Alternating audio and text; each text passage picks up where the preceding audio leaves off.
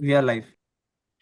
Good evening, everyone. And on behalf of the CII Western Region Startup Subcommittee, welcome to the 65th session of Startup Buzz. And, before we start, a big thank you to our audience for having, seen us through 64 sessions. And we have a huge turnout today as well.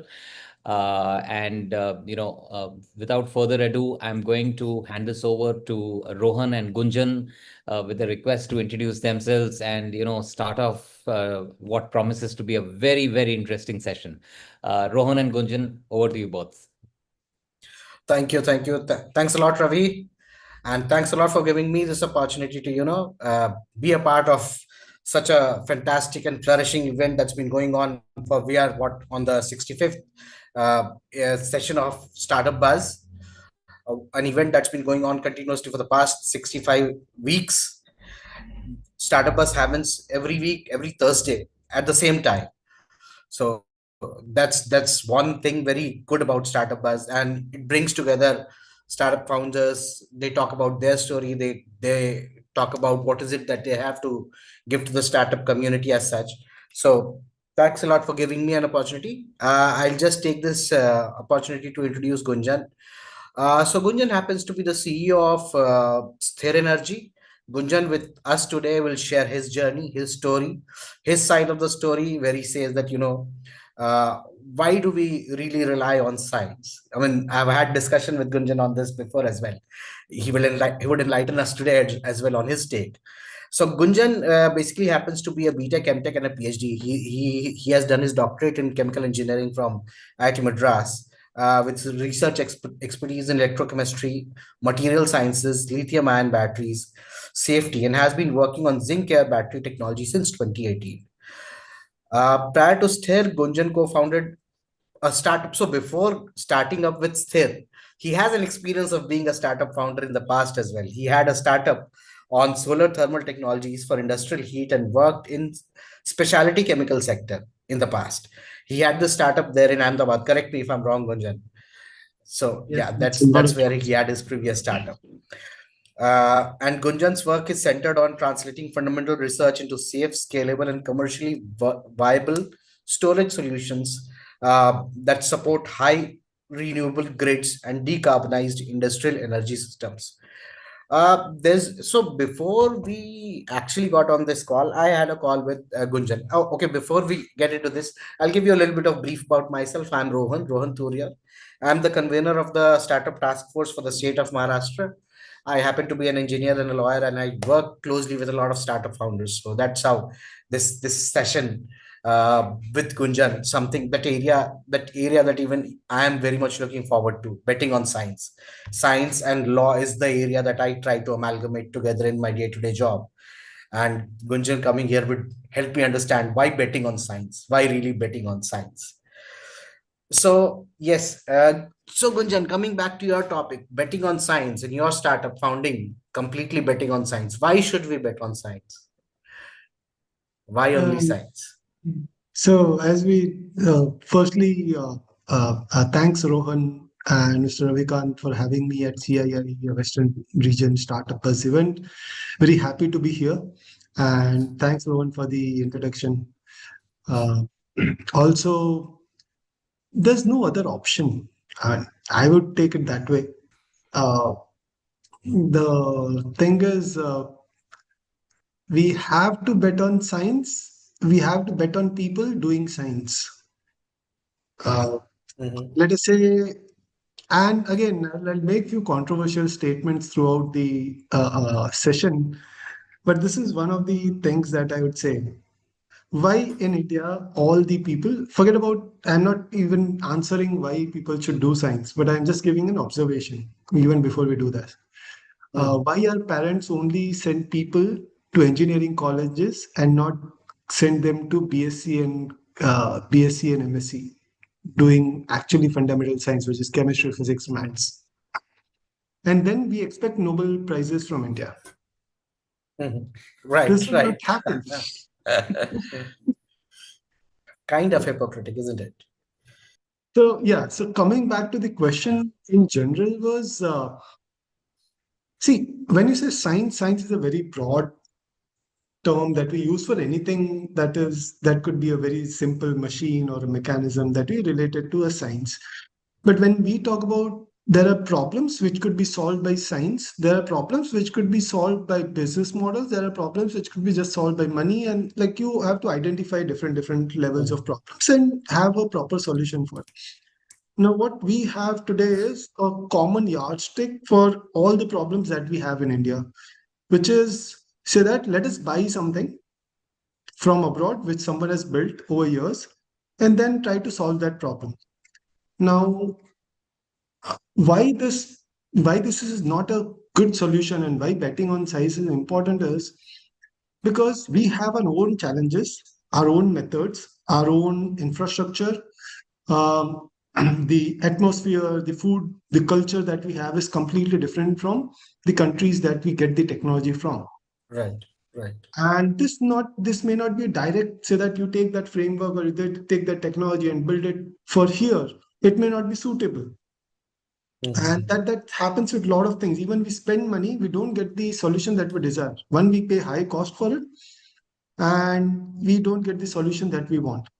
Now, for certain solutions, you have to bet on science. So let us say you want to build an MRI, and we don't build Mhm. MRIs in India, MRI Right, scanning right, right, machines.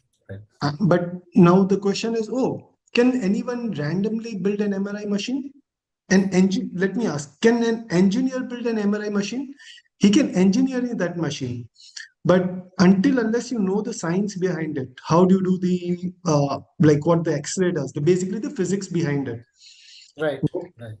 Till that point, you would not know, you cannot build that MRI machine in India if you don't know the science behind it. So there are certain Yeah, problems you have to know the science. There's no option to not know the science and build our own systems. right, right, right. So that's So that's pretty much the point. Why betting on science? So you need, and we already have questions coming in. But then before we get into the questions, I would, since I had this chance with you, I would like to have a few questions of my own before we really start taking in the questions from the audience. So I would like to understand from you. Being a researcher and being an entrepreneur, what is that one basic difference that you see in yourself? What was it? You were an entrepreneur before, then you became a researcher, now you've become an entrepreneur again. So changing the hats, what is that one basic difference that you see, and what is that one thing that you differently do in these different roles? uh, I think I've never thought of this, but let me, because I've not thought anything on from personally from my side, but let me just say, when I was doing my first startup, I knew very little about entrepreneurship and how to make money. I just wanted to Mhm, build mhm. something. Uh, Okay. one. And when I say build, I could identify a problem in the market. So first thing, what was there from the start itself and which is there throughout is what I could identify a problem. Mhm, One. Now, how to take it to the market was not there in the first startup when I started it. And there was no money mhm. also. We had our own money and that's about it. When I actually joined PhD, the mindset was to actually do a startup even before joining the PhD. So if you see my Oh, that's professors, interesting. so if That's you interesting. see, so recently my professor Arvind Kumar Chandiran, he had presented at IIT Bombay. So and Mhm, what he did is he was talking to startups and students. So he just opened the mail that I had written to him first time, mhm. saying that this is what Gunjan wrote to me and said that give me a problem which is an application based problem and which could eventually lead to a startup Mhm. is what That's I wrote to interesting. him. That's very interesting. That's very interesting. That's very interesting. Neither we So generally get into research on in the research mode. Then I would say that you got into research in an entrepreneurial mode itself. You yes, had that thought process always in mind that though I'm going to work on science, I want this science to do something constructive that the society can use today. yes. That kind of a thought process. So now that brings me to the question: why zinc here? Um, There are several so batteries related startups, right? Correct. There are Lot. several battery-related So startups. lot many. So So yeah. when we started in 2018, in fact, I had joined in 2019 my PhD. Akhil had started working on it. Akhil, one of the other co-founders, and the Professor Arvind Kumar Chandiran had actually started working on this technology before even I had joined. But Mhm. our thought process or their thought process from the start itself was we don't want to bet on a technology. We wanted Okay. to bet on the problem and bet on the expertise we have. Okay. Okay. And by Zincair, it happened. We tried multiple things. It was not like we were married to Zincair and we kind of, as I told you in the last call also, Mhm. Zincair was brought to us by someone else. We Mhm. had never worked on Zincair before. Okay. Yeah. And the problem that we are targeting was, say that can we solve the problem of storing the energy for very long period of time, let us say months and years. Today your wind is seasonal, and can you take that energy? Now my problem today is if I store the energy today and come back after a month, there's no energy left. You can check your EV. You switch it Mhm. off and come back after a month, no energy left, or say that 3 months, 6 months. So what do we do? Again, it is not safe to store so much of energy. So what is the ideal case? Ideal case is, or if at all you want to say, what is the ideal case for any energy storage system? Or the parametrics where you compare? You would say it should be low cost, that is given. It should be safe. Mhm. It should be easy to store, easy to transport, and very, very energy dense. Mhm. We had this metrics upfront and Mhm. chosen a battery technology which fits this. Rather than going saying that we are working on zinc and let us see where it fits, we went the other way. So you decided the outcomes beforehand, and you Beforehand. identified the solution that fits the outcome the best. Yes, and then try to build it out. I would say that's a very industrial way of doing it because that's how corporates do generally, They say that okay, this is probably the solution that we want. That's what happens in corporate researches where the sales or the marketing team goes to the customer and says that हमने ये बेच दिया अब ये Correct. बना दो. So same, हमने भी बेच दिया पहले वो 2019 में बेच दिया था. So yes. That's now there is one viewer who has asked, how do you convert a promising scientific discovery into something a customer is actually willing to pay for? This is interesting. So how do you convert it? How do you know it is promising? Oh, that's a very interesting question. That's a very, very interesting question from you back to the So, audience. because see, let me just say this bluntly to the researchers. Since I'm the researcher community, like or from the academics, I would take this. I mean, I typically most of the time defend them, but this time I am going to say something which they would not like. But sometimes we do things without knowing, saying that what is the impact or why we are doing it eventually. So that my Mhm. professor has brought that problem to me, and it would seem very interesting eventually when you start or when you are so deep into the problem, it would genuinely seem very interesting. And there are two types of research. One is a curiosity driven research. You don't ask a question why you're doing it. I'm just doing it. I want to know why my nose is like bit tilted. I just want to know what the nerves are going wrong. I just want to do it. That's a different case. That's a curiosity driven. That is very much needed. In India, that is where we are lacking actually. Okay, okay. We don't do curiosity driven things, say that if something in one neuron is not going or how the brain is working, we don't actually do that fundamental level of research in India. Mhm. We actually go to industrial level and we are somewhere in between now. We don't do too much fundamental, we don't do too much industrial, and hanging somewhere in between. Now let us say if you say it is important or it has the potential, how do you measure that potential? So when we started in 2019, as I said, we had met Mhm. probably 80, 90 OEMs, Okay, uh, okay. which and asked them saying that, let us say, what is the problem? What is the biggest problem you have in terms of, say that someone said, I want to make my captive power plant 100% RE, Mhm. and I cannot do it today. With whatever technology you say, you cannot do it today. And that is the biggest challenge. And we are solving that. Now we take that as potential. Does this Mhm. technology has a potential is a different question altogether. When I say potential, is this to be what is the need, what is the eventual impact it's going to create? We judge from there.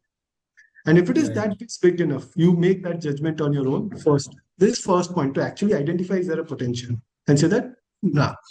Second thing is, how do you know it is working or not? Then you make smaller things. You take step by step. So when you set the goal, then you just don't keep looking far away. You just keep looking shorter distances.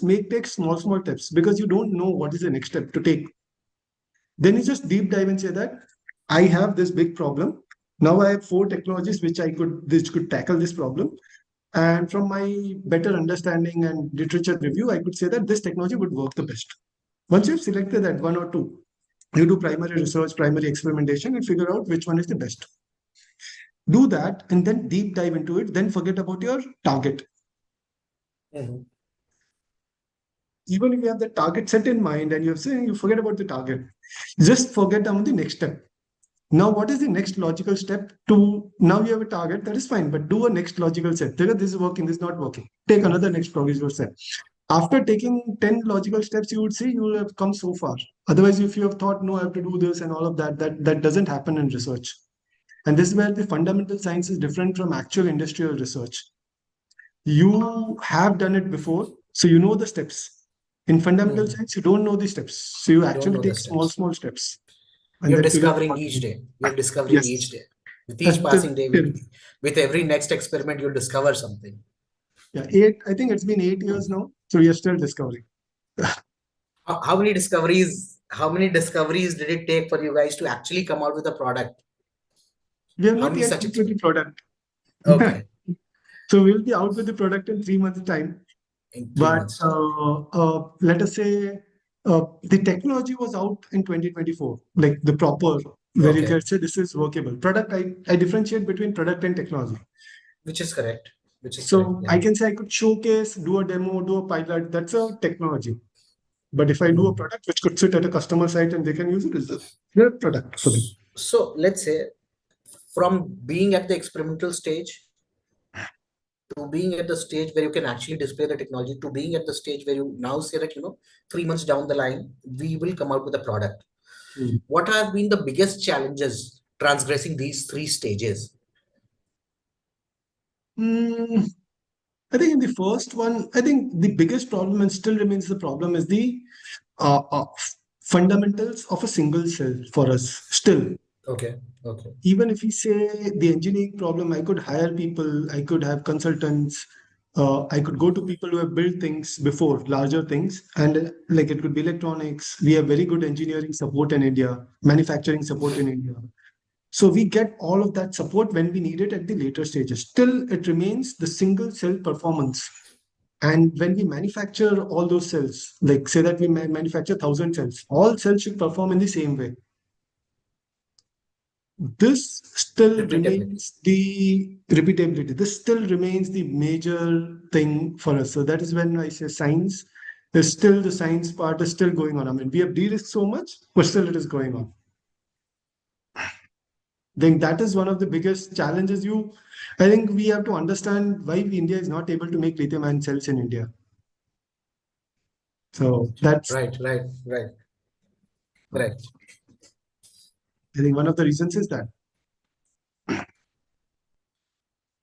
We have a lot of questions pouring in. I think I should look at those also. So you've already answered, I think, deep tech. In deep tech, how do you decide when the technology is good enough to leave the lab and enter the market? Okay. You just jump into the market and people will decide it is good or bad. Yeah, I think it's not for you to decide. It's for the market to decide whether it's really worthy of a product. Sitting Exactly. in a lab, you might feel that what you've invented is something fantastic, and when you go to the market just I don't need this. Yes. So you just to test the waters. You cannot swim at home and say that I can do this Olympics. You just jump in the water and see. I think. That we call as a baby syndrome in the IP industry.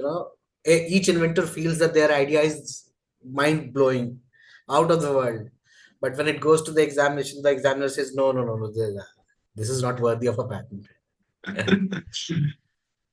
There's a very simple way of testing it. Litmus test is just go to the market. Go to the market. Yes, yes.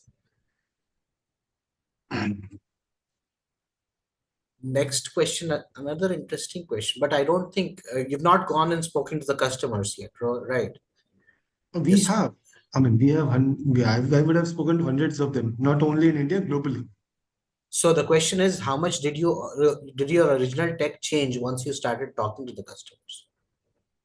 Uh, so, okay, let me differentiate between the science-based technology, Mhm, engineering, the operation, and the aesthetics. mhm. The later two has changed a lot. First one has not changed at all. Not changed at all, right? Because it's science And based, actually. yeah, that has not changed at all. That is on our own, we are trying improving it. And people don't understand it also, for that matter. And they don't care also. It's the same. Right. They say, And I just care about my output. I don't care about what goes inside. yes. And the thing is, the engineering or the operation aspects, the architecture of the system has changed a lot. Operations has Okay. changed a lot when talking to people, how they want it, how they want to operate it, what are their challenges in the field. Those aspects have changed a lot when we speak to customers. And that you would get clarity also, saying that are people willing to take this bet first? Second, if they are willing to take this bet, how they want to do it. And then you kind of tune to that. Now, there is something that we spoke about when we were speaking before we got onto this call. Okay. I remember you telling me, I remember asking you, कि भाई यही क्यों करना था? Why did you do this? Mm. You could have done a lot of other things in the world. Okay. And then you said, कि भाई, when you sit in your room and look around, point out and tell me what is that one technology that's developed in India. That was kind of your drive. I would like to talk a bit on that. So, Right. has that been driving you for a very long time now? Where did that come from? I don't know, that was very innate, but let me just say a personal experience. I Hmm. always felt bad or small. I always knew, and I think a lot of us know that we have the brains. And no one would say that Indians don't have brains, right? But Right. I always felt small when we were always compared, saying that, oh, we cannot build this tech, we cannot do this. Uh, and that kind of always has been there since childhood. I could not identify it, I could not say it to people the way I'm saying it today. But that has been always there that, like, oh, this is a US product, it's good. This product is good. I would say, okay, how can I build that product? How can we build that? We don't have that either, that confidence. I think we have the, probably, I think confidence is less, but the brains is there, expertise is there. And so it is from childhood. But as I did my BTech, right, I did not know what to do after BTech. Uh, in my third year, I figured out, I came to know that there's an exam called GATE. I gave GATE Oh, okay. in the third year of my BTech. I gave GATE without any coaching at all, and then gave GATE. But I wanted to give GATE. Before that, I wanted to have 1 year of experience. So I worked in industry, then gave GATE, came for masters. After my masters, I had very clarity that I will not go for a job because I want to build something on my own. So I did not sit for placements in IIT. Like IIT's placements are kind of the thing, Yes, right? yes. Actually. So I did not sit for it.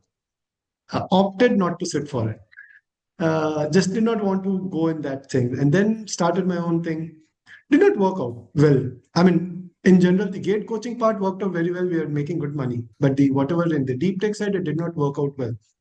And that kind of was always there, that I want to build a product which is deep tech, deep science. Like when I see things, when I see a laptop, when I see a AC in my room, I see an LED screen or a TV in my room.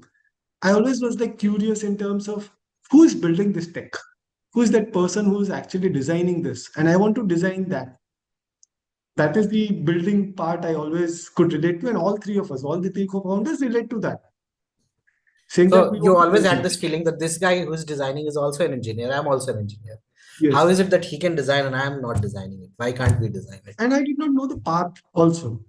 So how to Okay. do, what to do for it is also I did not know. And Do that you kind think of, that the Indian education system has to do with it? I mean, maybe digressing from the topic a bit. yes and no, both. I mean, it's a lot of people, general people. So, I mean, it's easy to blame on the education system, but it's also to blame on the people, right? In terms of general mindset. Right, right, right, I would right. say I would blame it more on the parents than the Indian education system. Education system. So, parents are The forcing. society, I would say, like you said, opting not to sit for campus interviews, having qualified in IIT, doing your master's in IIT, that takes some courage, because we generally think that if we are in one of those IITs, the first thing to do is sit for the campus interview, get a good job placement.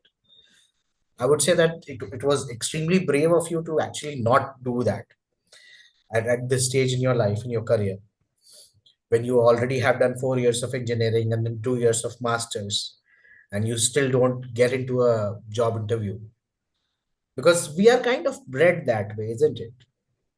Do Yes. your graduation, do your post graduation, get on a good job, settle, get settled. That's our definition of getting One settled, more isn't thing, it? I would just, when you say good job, what is a good job? I was not happy with the Huh. jobs I'm getting in India. So when I worked in industry, I worked for two, three industries. I was not happy with the job I was getting in India because those were not thinking jobs for me. I always wanted to work for a company like UOP. I don't know, the chemical Mhm. engineers could relate to it. So basically, all the chemical industries, 80% of the technology comes from UOP. Mhm. In India today, also globally, that's the case. So then I was like, I wanted to work on UOP because they built the tech. I Right. always wanted, but in India, which is the company that I could work in like that? So that's kind of always driving me. So I was not happy with the jobs also. So I did that, by the way. Not happy, and then kind of figuring out. So basically, now to come back to the question saying that why people are not doing PhD or why people are not getting doing science, because they're not getting job. Companies like us, so if you come to our company, we hire only master students and PhD students. So, Mhm. Right. oh, I think PhD graduates. So I think that's how, because that is our need. I think eventually. Right. Right. Right. You would not expect the kind of expertise that you're looking at from a fresh grad or something of that sort. I can understand that. I can understand that. I think that's one thing, and I think that is how we I related, and then it kind of trickled over time, and then figured this is one question I keep asking everyone and saying that uh, we just say, I mean, don't you feel small in some ways that we have not, as a country of 1.5 billion people or 1.6 now, we have not built the technology around us. We are sitting in. Pretty much. That was one of the things that I was also talking about a couple of days ago when I was in the manufacturing summit, and I was telling people that, we are the country that uses maximum mobile phones in the world, okay? And none of the tech has been developed by, forget about the tech being developed by us. It's all licensed. We may be manufacturing them, but we don't get anything out of it. It's all licensed. It's all licensed by the Europeans and the Americans. So yes, rightly so, very right. Okay, now I have a lot of questions. Let me see. What is it that I would want to ask you here? I think you've had so this question: what kind of funding is most appropriate for deep tech companies? Early stage grants, strategic investors, VCs, or corporate partnerships? What would you suggest? I would not. Okay, let me say, if at all you're generalizing, I would say grants first, Mhm. but I would not even generalize like this. I think you look at the, if it is a VC, you look at what kind of VC they are. Mhm. Even if it's a grant, doesn't matter. If you go to TDB, they give you a TNL 6. So that grant may not be suitable for you. So you have to choose the grants which are suitable to you or the VCs which are suitable to you. It doesn't matter when. So even if you have an idea which is deep science. So I'll just give an example. Recently, Momentum Capital and Breakthrough Fellows, which is in US, they have Mhm. started, now they have started a program, or they're going to start a program very soon, which will go to colleges, probably IITs or the very good colleges in India, and then Mhm. they would identify the solutions like materials or fundamental sciences people are working on, and then try to fit them to problems and solutions on a larger scale, and then fund them. It could be a grant, it Okay. could be funding. So Okay. these kind of mechanisms are available, but grants are typically better in general. But there are people in VC side also who fund this. Then there's one question. What is the one thing that traditional startup investors often misunderstand about deep tech businesses? That deep tech businesses don't make money. Or don't make money immediately, should we say? No, It's no. in, you should be in for the long haul. See, the problem is they are there for 5 years or 8 years at max. Right. So yeah, When, that you should be there for the long haul. You can't be there for when 12 you say years later. long haul, but also like in general, is it's capex heavy? Is this much? It's too much risky. Right, right. And as we were discussing before, I think globally we were discussing about the Nifty 50 and the Nasdaq and the top 10 companies, Yes. top 50 companies. I mean, if at all you want to be rich, invest in deep tech, invest in science. Let me say that. We all want to be rich. Explain that aspect to our listeners here. We had a deep discussion around it. So let us say India today in Nifty 50 doesn't have any technology developer company uh, in the top 50, or you took 500 also, there'll be two, three, I guess, at max. Right? You go to US, Nvidia, Tesla, which is the one, Google, Meta. Meta, all of these are technology companies which are actually the top five. And they are, if you look at Nvidia's thing, I mean, GDP, basically, whatever country is compared to, it is like a country. That one company is like a country, Right. GDP, right? Same. So if you want to Right. become, you want to grow, say, let me give a very example which we actually want to know. Let us say, is 7% GDP enough for us to grow, to actually beat China by 2047 or 48? And a lot of the, right, not. So let us say 7% is not enough. We want to go to 12%. Who will bring that rest of the 8% of the GDP growth or Rest 4% of of the the GDP interest. growth? So again, the regular operation based or business model based startups could only do so much. Consumer based startups. If you want to actually get a lot of money Right. from global players, we are actually catering to Indian market. What are we catering to the global market? Till the point we get money from the global markets to India, we will not be able to jump on that. The forex will not, our money will keep depreciating, and we'll not get that GDP growth that we want today, the rationalized GDP growth that we want. And that's a very logical thing to think about. I'm a Gujarati, so even if I'm doing this deep tech thing, I think it from a money perspective or a growth perspective, saying that if you want to make money, invest in deep tech.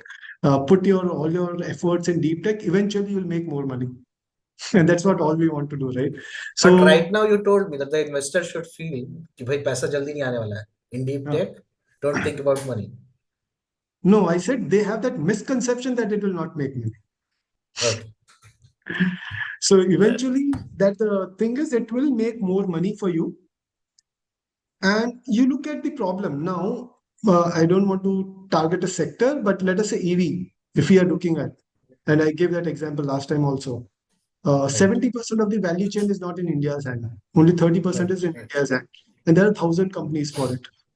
Right. Rather than you take a problem, I'll give a very specific example here. If you take, and why science is important in this. Let us say we want to make these dentists or teeth filling, right? Do we make these fillings in India? Teeth fillings? Our teeth are different. Our DNA is different. Our water is different. Air is different. We don't make that Right. filling in India because it requires science. It requires material science. It requires physics. Right. Imaging of it requires physics. You have not studied that. You have not done that. So we cannot make that now in India. We have to just buy it. As simple as that. So these small things, I mean, on the larger social problems, we don't work and we just run for something, I think. So this is a huge market, by the way. Dentist, I mean, if you see Yeah, that's a dentist huge person, market. That's a huge market. That's probably one of the biggest reason companies like Invisalign are targeting India as their primary markets. but this is not an Indian company, I guess. Yeah, it's not a, it's an American company. It's an American company. We can build it on our own and then they So become our market. if we go to the dentist and we see Invisalign, it's not a technology that we have developed here in India. It comes from US. Correct. And US, it has flooded the Indian market like anything. Yes. Now, the question that I have, which feels interesting, is how do you maintain conviction in science and idea when experiments, funding, or market feedback don't go as planned? How do you maintain that conviction? There are two ways to look at it. One is the feedback could be right. Mhm. Yeah, So, right. Maybe you need to so pivot, you sometimes need to people think don't again. know it, don't need it, or you have absolute clarity that people would need it eventually and people will change the taste. Either side of it, you have to have clarity. Let me give an example. If I'm building this tech, whatever zinc batteries we are building today, Mhm. India has application. The application that we target is a DG set replacing a diesel generator. Mhm. You go to, say, the defense bases, you go to disaster management Right. applications, you go to houseboat in Alleppey. Mhm. It's running on DG set 24/7. We could replace that. Now we don't Mhm. make, it's a clean solution for us, right? But that's not the ultimate goal. Ultimate goal is to actually shift energy on a grid level and make the grid Mhm. 100% renewable energy, which in India will become after 10 years. That is our belief, blind belief. Mhm. This is not the feedback from the market. We are telling the market, saying that this is what would be needed. Right, right, right. And now, how do you keep it? Because we have done our math. We know that the renewable energy is going. So it's not just my blind belief. We have done the actual We have the logic behind projections, it. We have logic behind the it, reasoning behind it, and we actually have conviction in that. Certain things, if you don't have that conviction, then probably don't do it. Then go to the market, take the feedback, and go away. But and change the so even in science also we think we are very kind of rigid so that I'm doing this science. Even science is very flexible. You can tweak one system that you have made today. It has 1,000 applications. You find the right application for it. Otherwise, you don't need to change the science. Probably you're in the wrong application. Change this application right, and it will work. right, right. Absolutely, absolutely. So that's what one of our questions is in that direction. What is the most difficult part of explaining the no, no, no, no, no. Let's go to the previous question. Have customers ever pushed you towards a solution that was scientifically different from the one you initially envisioned?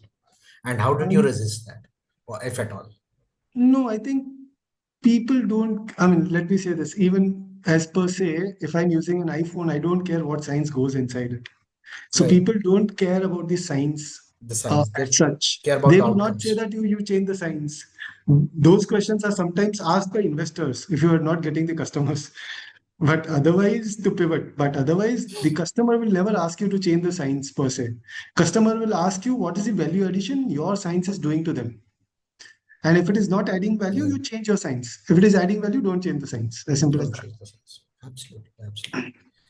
And since you're an energy guy, this question would be something that should come to you. What energy problem do you believe is underestimated by the market today? Is there an energy problem that you think is not very underestimated by the market? The problem which we are working on. That is a genuine answer, not That's because actually a this gen. to it. No, that's a genuine answer also. I would also agree to that. That's a very genuine answer because we generate, like you told me the other day when we were discussing, we generate tons and tons of energy every day. If we talk about wind, solar, but then how long can we store that energy? That's Correct. energy generated and energy lost. Yeah, and then like eventually the world wants to go to net zero, right? Right. And net zero grids. Uh, with the existing technologies that we have, can we go to net zero? The answer is no. No. And Yeah. that's what we are trying to crack. And that is the genuinely, I'm saying that is the biggest problem today. People are underestimating it. Eventually, we would run behind it. And so, okay, when someone was building lithium-ion batteries or someone was building solar cells in 1980s and 1990s, Mhm. people would have underestimated why they're building this tech. And in Right. 2010, 2020, you run behind it. Right. So the same thing is going to happen with a similar solution for us. So after 20 years or 15 years, you'll see people will run behind it. Right, right. So basically, you just have to develop the tech. You know that there is a conviction behind it. There is a well thought plan behind it. There are calculations behind it, and we know for a fact that this is going to work. It's like, you have identified. So the TRIZ methodology that we use for innovation, it's something that's called as identifying the latent need. The latent need has been there always, but there will someone come who will identify the latent need, convert that into a marketable product, give it to the customer, and then it will never have to look back again. Probably. Correct. Let me say, give an Indian number. We lose probably, we talk about putting up more renewables, right? Can we utilize whatever renewables we have today to its 100%? No. The assets that we put in. We don't utilize to its 100%. We lose somewhere around 5%, 6%. Now, when we say 5% or 4% also, India generates 1800 terawatt hour of energy. We take 4% of it. My goodness. You're talking about terawatt hour of energy lost every year. You don't use your full potential of renewable energy. And you want to put more. Good, great, put more. When you put more, the wastage would be more. That is what we want to capture. Where whatever is lost, we'll capture it. So what you're trying to tell me is we already generate enough. If Yes. only we can utilize what we have generated, we No, will no, not we need don't to. generate enough. I mean, I would not say we generate enough. We have to put in more. But let us say we are generating 200 terawatt hours. The potential is we could generate 240 terawatt hours. We are losing on that 40 terawatt hours today. Okay. Okay. I mean, I would like to push it to 240 terawatt hours or at least 220 terawatt hours. Right, right, That you would right, utilize. right. So you're talking about effectively utilizing the resources today before we talk about, putting in more resources in place. We do both together. We make it efficient, the current systems, and put in more. Both are required. Okay. Now that you've been in the battery tech, do you look at EV as one of the segments as a primary customer segment for you? EV, no. No. And that's So, the reason why I asked this question, because the moment we talk about battery tech, people also have this thought process that would be one of the primary customer segments. So what is your primary customer segment? Now tell me. so my primary customers would be, okay, let me give an example before going to a primary customer, right? An actual example, uh, which is say that you want to set up a five-star hotel somewhere. Let us say you're in Dubai, you want a five-star hotel, and you say that I want this to be 100% renewable energy system, a microgrid. Now, what the challenge today is, you could put solar, you could put wind, you could put lithium-ion batteries. All of that together, you could achieve, say that 80-85% of renewable, not net zero. Rest of the 15% always come from DG, Right. diesel generators. Diesel generators. We would replace those diesel generators and make your systems net zero. So whenever you go to off-grid, microgrid, net zero applications, this could be for defense applications. You have a military base, which is a remote location. Grid connection is not there. Today, that military defense base is running 24/7 on diesel generator. One, it is polluting, making sound, but it has other problems. Right. It has other problem like the enemy could capture your heat. He could sense the heat. The sound is a problem. Third is in certain seasons, like if you're in Siachen or northeast side, certain seasons are like 2-3 months. You cannot supply the diesel also for that. Right. So we could actually remove this constraint and say that have a renewable system on site. You have solar panels, you have zinc air batteries, you have other batteries on site, and it would run throughout the year 24/7 without stopping it. So solving that problem. Other use cases would be, I gave the example of houseboat or something like that. Disaster management is one. Again, this is just to visualize something for you. 1 meter by 1 meter by 1 meter of zinc plate can store 6 megawatt hour of energy. 6 megawatt hour. So now you take a block. Let me give you an example. Let us say your industry is there, or some critical system is there. that is at 100 kilowatt, right? So if you take 100 kilowatt, this single block will give you power backup for 60 days non-stop. That's an emergency power backup.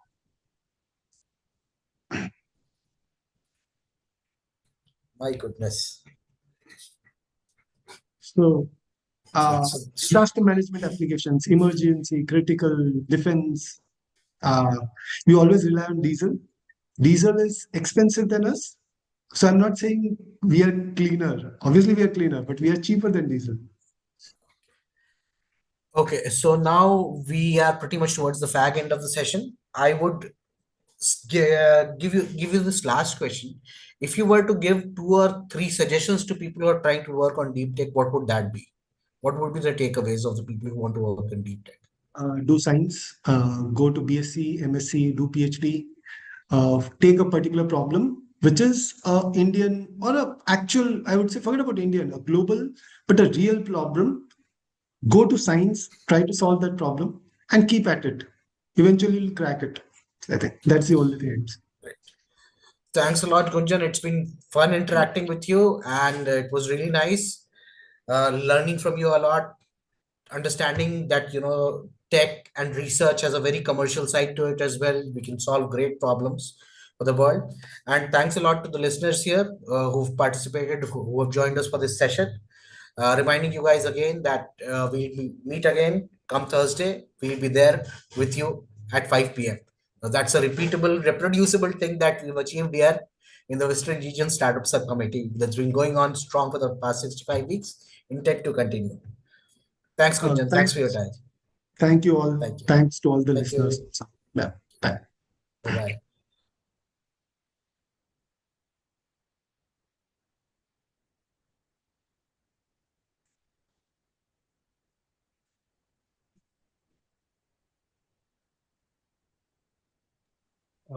Yes, Gunjan.